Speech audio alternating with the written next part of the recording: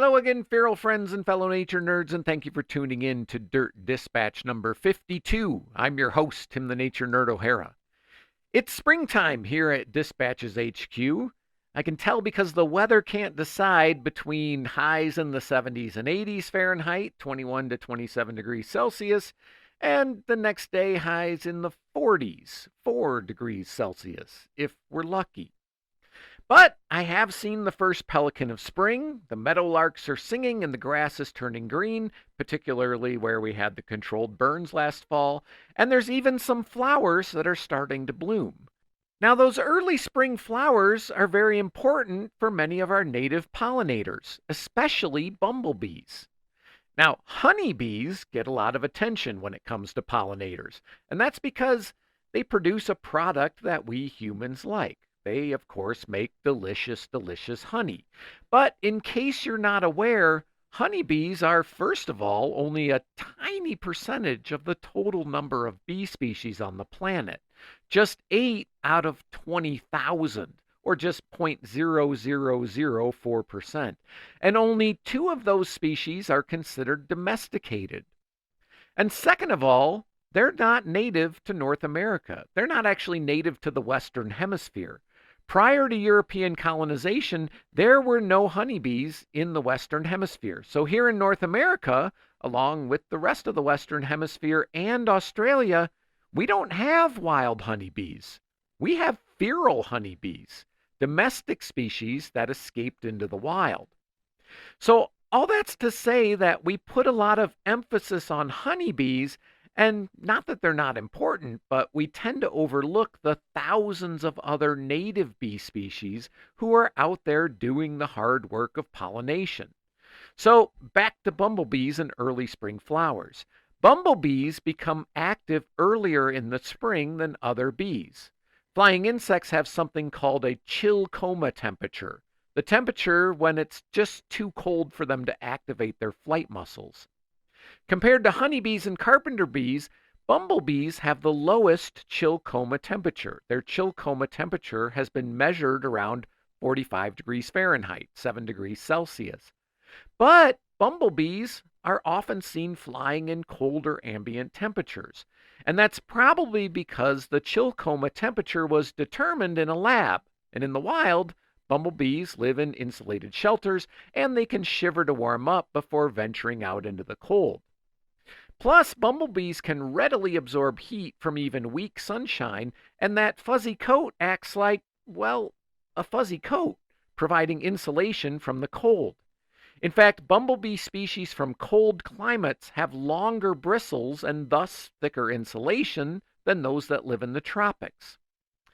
Now, bumblebees, like honeybees, are eusocial, meaning they live in colonies. But in bumblebees, only the mated queens overwinter. In the early spring, bumblebee queens come out of diapause and find a suitable place to create their colony. They build wax cells, which are similar to, but not nearly as neatly organized as those of honeybees, and she'll lay eggs that were fertilized the previous year. These eggs will eventually develop into female workers who, when they're old enough, take over the various duties of the colony, like feeding the young and foraging for food, similar again to honeybee workers. But while those first eggs are waiting to hatch, the queen has to forage for herself, hence the importance of those early spring flowers. In the fall, the drones, which are males whose only job is to find an unmated queen from a different colony, the old queen and the workers will die as the weather turns colder.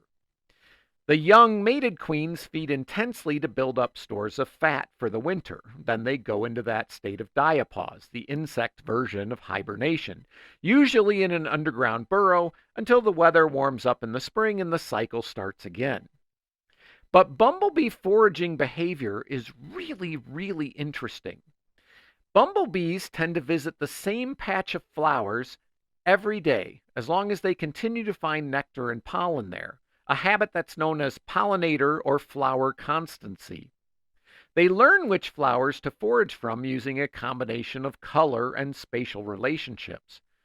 Bumblebees can detect temperature, which parts of the flower are hotter or colder, which lets them identify flowers.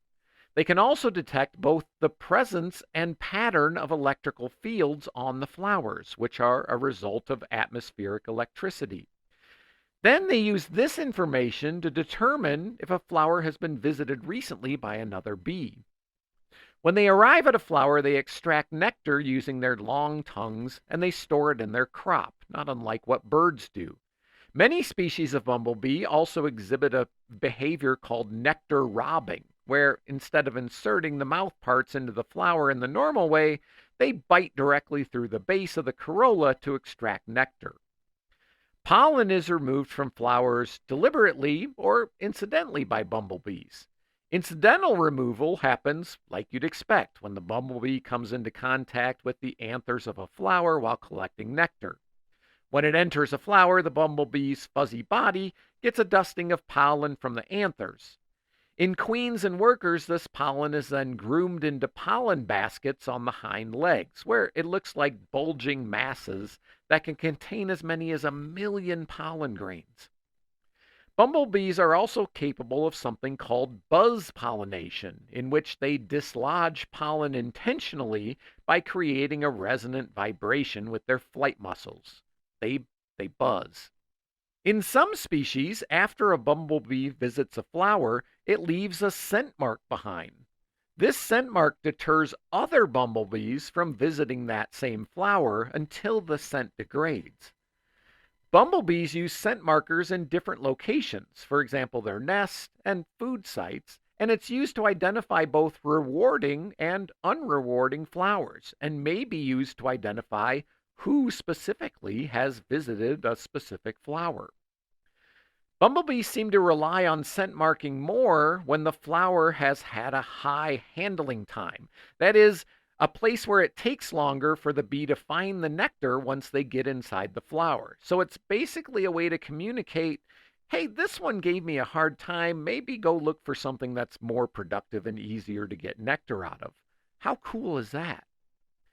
Once they've collected nectar and pollen, female workers return to the nest and deposit their harvest into brood cells or wax cells for storage. Now, unlike honeybees, bumblebees only store a few days' worth of food, so they're much more vulnerable to food shortages, again, showing the importance of those early spring flowers. Okay, some final bumblebee fun facts. Bumblebees beat their wings at 200 times a second or more, but their thorax muscles don't actually contract every time their nerves fire, but instead they vibrate like a plucked rubber band. Not only is this efficient because it lets the system consisting of muscle and wing operate at its resonant frequency using less energy, but it's also necessary because the motor nerves can't fire 200 times per second. Think of it like ringing a large bell. You hit the bell to make it ring, and the sound continues to resonate for some period of time after you hit it. And then you can hit it again before the sound stops to continue that resonance. That's kind of how the bee's wings work. And again, it's efficient. They can fly at speeds up to 33 miles an hour, 54 kilometers an hour. And no, the laws of aerodynamics do not say that bumblebees shouldn't be able to fly. This is an old myth that was based on an assumption that bumblebees worked like airplanes with rigid wings, which, of course, they don't. But it makes for a good story. As the opening of the Bee Movie says, according to all known laws of aviation, there is no way that a bee should be able to fly. Its wings are too small to get its fat little body off the ground. The bee, of course, flies anyway, because bees don't care what humans think is impossible. And that's your lesson for today, kids. Don't listen to the doubters and the naysayers. You do you. And that, my friends, is all for today. Thank you for listening. If you'd like to support the podcast, here's how you can do that. Become a patron. Subscriptions start at just $5 a month, and with 3 paid months, you get some very cool Dispatches from the Forest merch. You can find all the details at patreon.com/dispatchesfromtheforest. You can donate using PayPal or Venmo, and my email address, dispatchesfromtheforest@gmail.com. You can also use that email address to email me with questions, comments, or requests for future episodes. You can donate using the Cash App and the hashtag ForestNerd. If you prefer to send a check, shoot me a message and I'll happily provide you with my mailing address. Check out the merch store at cafepress.com/shop/dispatches from the forest, then click on products and find something you like. Finally, follow Dispatches from the Forest on Instagram, Facebook, TikTok, and YouTube. I'm your host, Tim the Nature Nerd O'Hara, reminding you to go outside and get dirty. Maybe plant some flowers for the bees.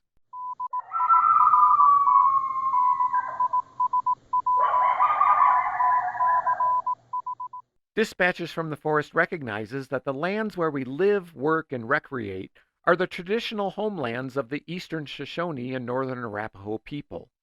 We understand that this land holds immense significance for the original stewards, Native nations, and peoples of this region. Dirt Dispatches is a production of Dispatches from the Forest and may not be used or rebroadcast whole or in part without express written permission.